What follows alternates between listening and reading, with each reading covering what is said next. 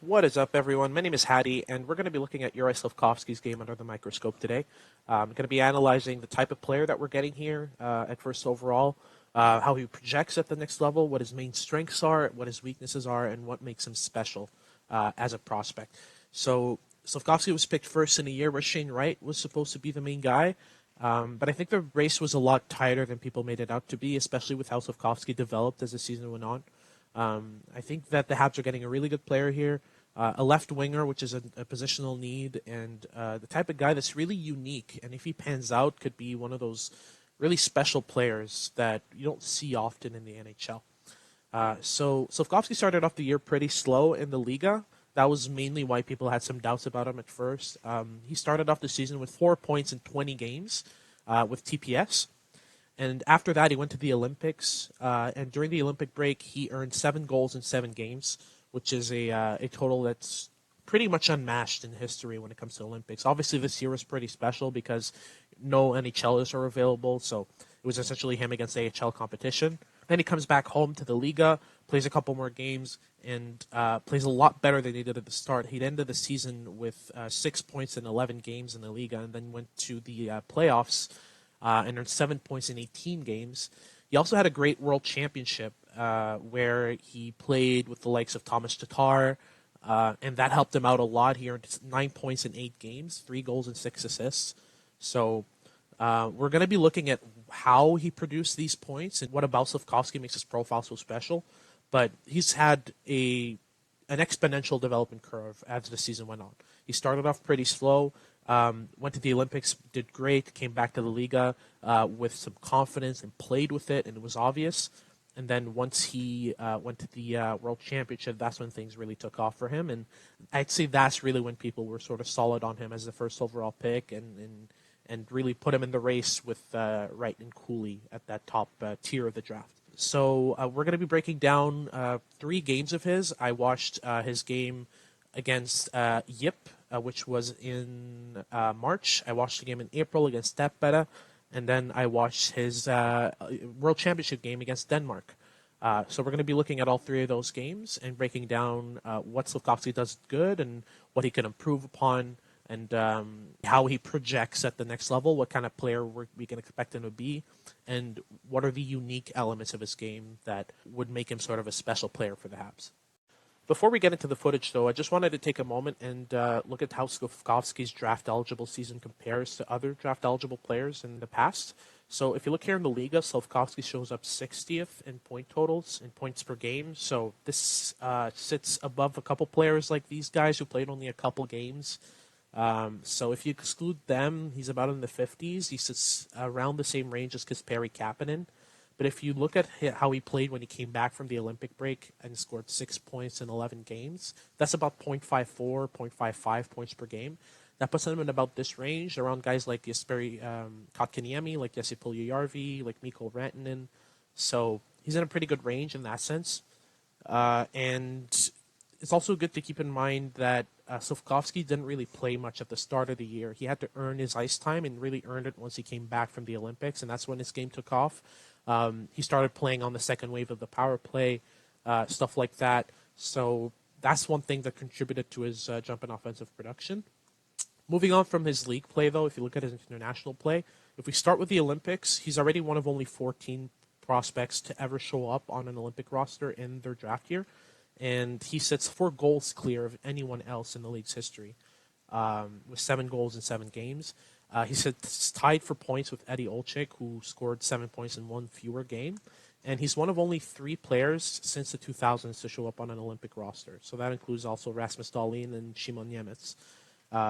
Obviously, this year was pretty special, given the fact that no NHLers played in the Olympics this year, which is very different from previous years. But even if NHLers were available for the Olympics, I'm pretty sure Slafkovský would have been on the roster. Maybe not as high in the roster, but he definitely would have played. So that's one thing that played in his favor. Then if we move on from the Olympics and we look at his World Championship play, let's just exclude this guy already because he played in the 30s and we can't really compare. But if you look here, he's only behind Patrick Laine in points per game with 9 points in 8 games. He sits tied with Paul Kariya and he sits above Austin Matthews in points per game. Matthews had the same amount of points, but two more games played. So he's in a pretty good range there. And then you look at his Hlinka Gretzky Cup tournament, and he was in the top 5 for scoring with 9 points in 5 games. So he played very well there. Now, obviously, you look at this and say these are all very small sample sizes. But if you look here, if you count all of these games plus the 5 games that he played in the Hlinka Gretzky Cup, that's 39 games played to his 31 in the season in the Liga. So I think these are pretty similar sample sizes, and it's still important to take into consideration his play at the international level. Most of these games were played on smaller ice. So in the Liga, the ice surface is really large, and I think we're going to look at it more when we look at the footage, but I think that Slafkovský is really going to succeed when it comes to smaller ice surfaces. By the way, if you aren't already, please subscribe to Elite Prospects premium tools, because all this stuff right here is only available to premium subscribers, and it is an extremely useful tool when comparing players. You can look players up by their draft eligible seasons. You can look them up by age. You can look them up by games played, positions. There's a lot of filters you can put in to make sure that you're looking at players in similar situations. And they have all-time totals. They have regular season totals. There's a lot of layers to this, and it's a really, really useful tool, so I'd recommend it. I also wanted to present some of the data that I collected of Slafkovsky's play across the 3 games that I watched. I've highlighted the most important stuff, and I'll be going through this pretty quick, but feel free to pause if you want to look at each individual stat. To start with here, the shooting, 76.9% of his shot attempts came from the slot, so he's really good at getting inside and taking shots from dangerous areas. He was also pretty successful with his passing, 70.1% success rate, which is pretty good for a player playing against men already. And 20% of his passes were to dangerous areas. So he's really good at playing pucks into dangerous ice most of the time. Contested battles here is one that really impressed me. He averaged 15 puck battles a game and won 67% of those. So he's really good already against men at getting in those corners and winning contested puck battles. And extending possession for his team. And here the play driving is really good as well. So, here 9 successful passes to the slot for his team versus 2 against when he was on the ice. So that's 81%. Really good stat. The Corsi, which is the amount of shot attempts for versus against, 55.6% of the shot attempts that happened on the ice were for his team when he was there. And high danger chances was a runaway as well. He's able to create high danger chances and help his team create some as well. So 76.5% of high danger chances for his team versus against. So really good stats there as well. He's really good in transition. He was averaging about 2 3-line carries a game. So that's a really high stat as well. And the most impressive thing for me so far in this data set, which I didn't expect, is how disruptive he is with the puck. So he averaged about 10 puck disruptions a game. So he was getting his stick and his skates on the puck a lot when the opposition was trying to make plays, and he blocked 11 passes. So he's doing a great job in general getting involved defensively. Also, don't forget to like and subscribe to stay updated on my videos as they come out. I'm going to be going through all of the Habs 2022 draft picks, breaking down their games, how they project, all of that. And also, you can follow me on Twitter. The handle is HattieK_scouting. I'm the North American prospects writer for Habs Eyes on the Prize and the associate editor and QMJHL scout for Dauber Prospects. So I do some parallel work regarding prospects as well. You can read my articles. You can see my rankings and my pinned tweets, see who I had ranked for the NHL draft. There's a bunch of things that you can find on Twitter, and I post all my videos there, so you can find them as they come out. So when watching for Slafkovský, you're going to be looking for number 60 in black or white, or you're going to be looking for number 20 for Slovakia. So we're going to be watching a couple highlight clips before we get into the in-game footage. This is 5 of his goals at the Olympics. Slafkovský is manning the center lane, manning the slot. Once his defenseman gets him the puck here, he's going to turn his skates inwards. He's going to put all of his weight on his left leg, and then he's going to kick his leg back in order to create a sort of leverage motion, and the puck's in. He's just able to find those corners, and he has such a wide arsenal of shots. Here's what I mean. This is a completely different shot right here. So the first shot, it was a one-leg shot off his left leg with leverage going through his right knee coming forward. So that was where the leverage was. This time he's on his right leg. He's using his outside edge, and his left leg is going to kick back right there. So you see how that leg kicks back right here? Let's play that again. So gets the puck, mid-stride, puts it in his hip pocket, and then once he goes through the release, his leg kicks back. This is another way to create leverage on your shot. And he's from the high slot here with a screen. He's able to beat the screen and get the puck on net, and it goes clean through the goaltender for Latvia. Here is a dirty, typical big guy goal. So as the puck comes around the net, Slafkovský knows that his teammate's going to get it, so he immediately angles towards the blue paint. And then the second the puck is there, he's going to be able to corral it between his legs, and with the toe, he's just going to lift it up towards the top corner, and it goes in. So that was a great goal for Slafkovský, one that he's probably going to be able to score regularly at the NHL level. Here's another example of great puck habits. So he gets the puck along the boards, and one thing Slafkovský does at all costs is gain the slot. So his ability to get off the boards, find the dot lanes, and shoot from there is tremendous. Here's an example of it. He uses crossovers to get through. The moment he gets past the dot, he knows he can shoot, and in the midst of his crossovers, he's able to release this puck top corner. So Slafkovský's shooting is really refined, and it's going to help him score goals at the next level. So starting off the video footage, we're going to look at probably my favorite part of Slafkovský's game, which is his puck protection mechanics.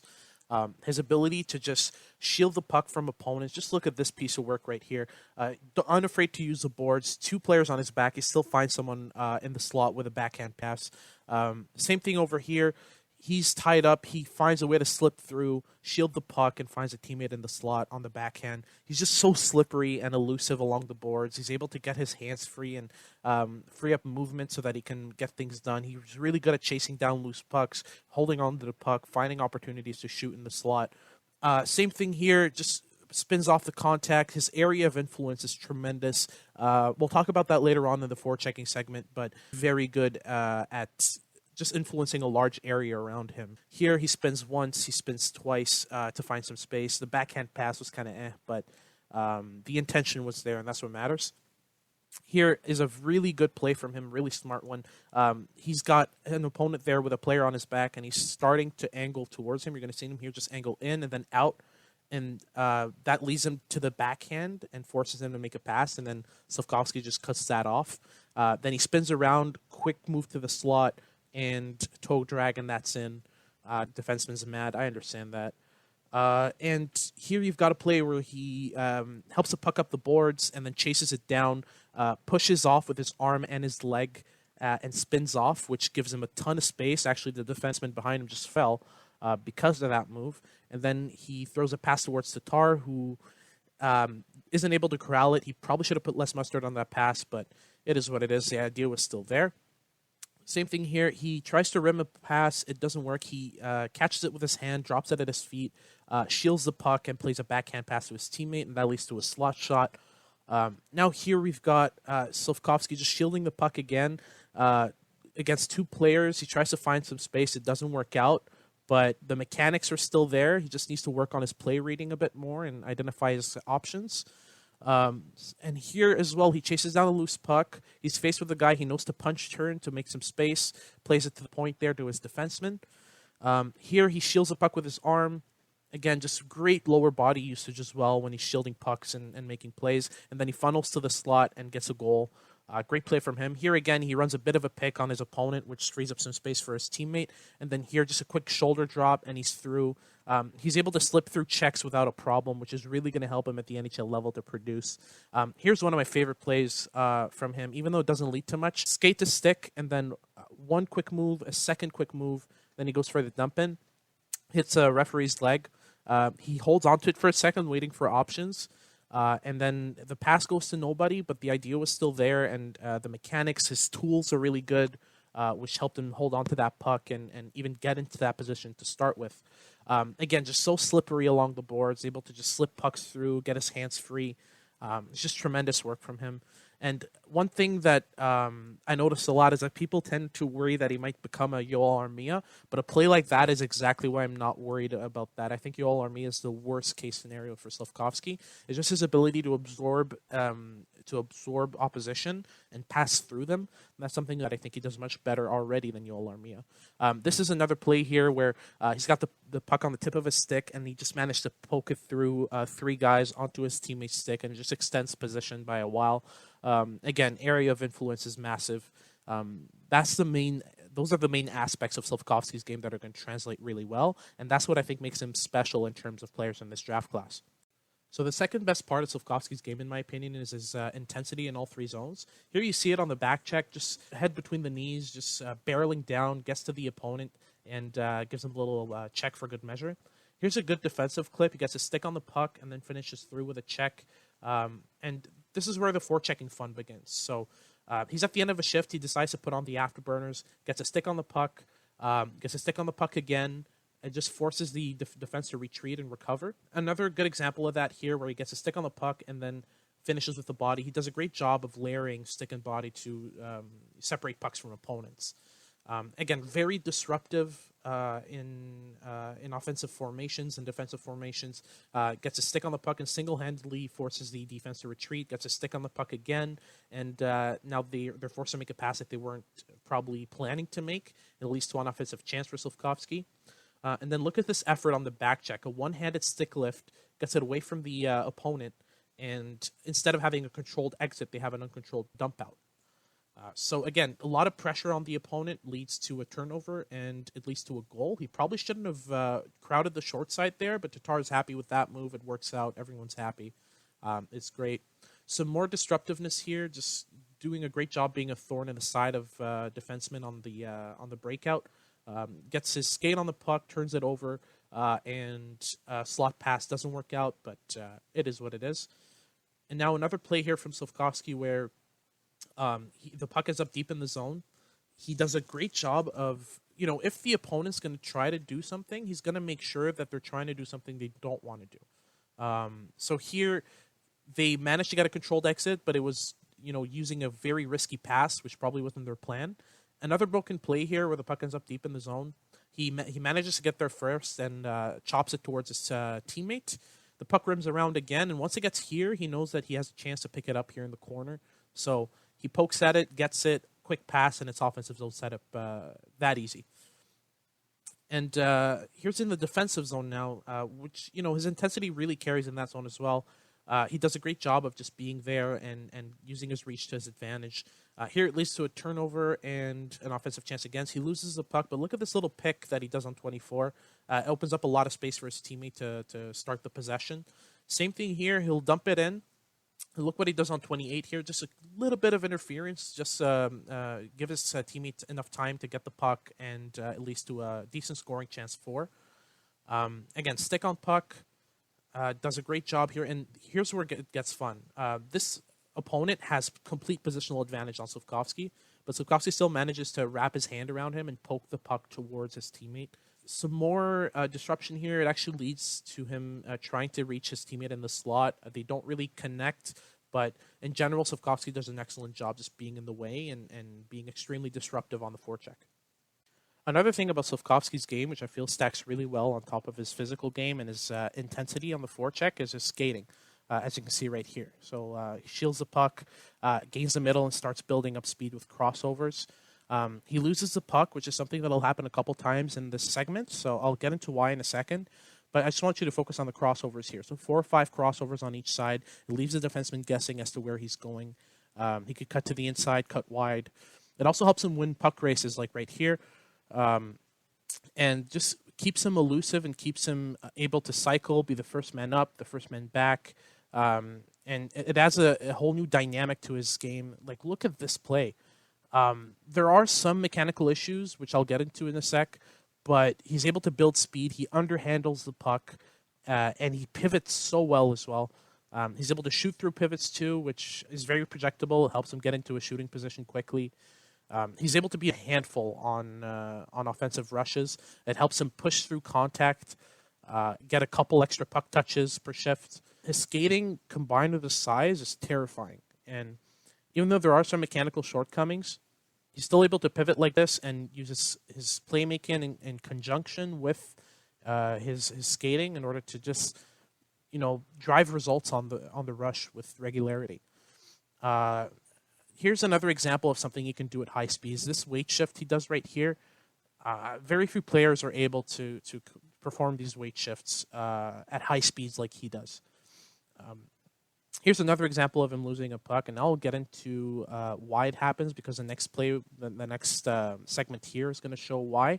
So I'm going to slow this down for you guys. So if you can see, there's a lot of leg kick and his stride. Instead of driving backwards and towards the ice with his feet, he drives them upwards, which makes him lose a bit of momentum. And his forward strides are a bit choppy. They stop early. So even though his knee stacks really well on top of his toes, there's still some issues with the mechanics of it that makes him bobble a bit in his upper body, and an unstable upper body can lead to bobbled and lost pucks, especially at high speeds. You only have to look at the player like Ryan Poehling to see a perfect example of that. But to come back to Slafkovský here, he's still able to cut to the middle and get a shot off and create results off the rush. So if these issues are rectified, watch out, because Slafkovský is going to be an incredibly dynamic and incredibly powerful player with even better speed, even better puck protection, and just a whole lot of elusiveness. So he's already at a high level right now, but you can only imagine how good he'll be with proper skating development, a couple tweaks with the kinks that he has in his stride, and you've got a really, really good skater here. Next thing we're going to look at in Slafkovský's game is how his skating and his physicality blend really well to make him a better playmaker. So here he's going to win a puck battle along the boards. He's going to shield it from another opponent. 3 quick crossovers, a quick weight shift, and he's able to backhand the pass to his teammate for a good scoring chance. Similar play here. He's going to get the puck near the blue line, though. What he's going to do here is he's actually going to present his body as if he's going to pass to his teammate at the far blue line, but he's going to basically draw the player in front of him towards that blue line to block the pass, and he's going to exploit the space behind him with that same move we saw before. Here, Slafkovský's going to power through a check by using his skating and his physicality. He's going to get down low and fend off the check. He tries a slot pass. It doesn't connect. And here's your typical get-off-the-boards play from Slafkovský. 3 quick strides towards the middle. He finds his teammate in the slot for a good assist. And this is an example of how Slafkovský's diversifying his playmaking. He uses an opponent's triangle, the space between their stick and their skates. He's going to do this again right here. This is a projectable element of playmaking at the NHL level. And here is another one. He's going to break on the entry, and this is going to draw 2 players towards their goaltender. They're going to keep going, and it's going to open up a bunch of space in the middle. Now, he had a teammate on the far side that he could have hit with a one-touch pass, but that was a bit of a Hail Mary. Instead, what he does is he waits for the trailer to hit the slot. Now, here is a one-touch playmaking play from Slafkovský, which I found really interesting. He does have that in his arsenal, and this is probably my favorite play of his. He wins a puck, loses it, then he earns it again right here, and with one hand, he's able to pass it in front of the net for his teammate. So, skating, physicality, playmaking all work together to make Slafkovský a good distributor.